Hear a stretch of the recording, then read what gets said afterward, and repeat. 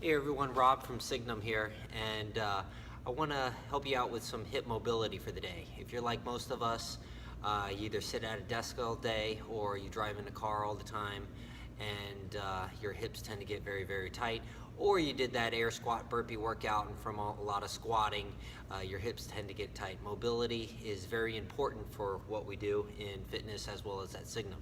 So the first thing I'm going to show you is called a lizard pose, and it's great for opening up the hips as well as the quad muscles.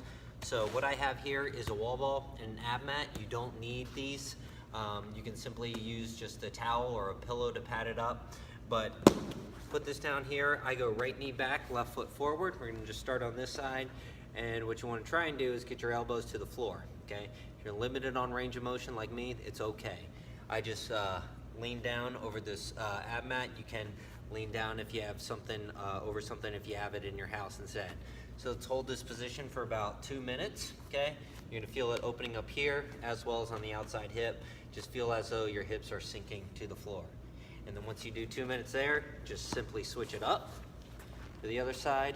You wanna feel it on this hip and outside here, and then try and get the elbows to the floor or down as far as possible. You can also put your hands to the floor like that. So 2 minutes per side. The other stretch I want to show you is a saddle stretch. One of the best hip stretches, I think, in my opinion. So backing up a little bit so you can see is put your big toes together and your knees out wide, okay? And then you sit down on the top of your feet.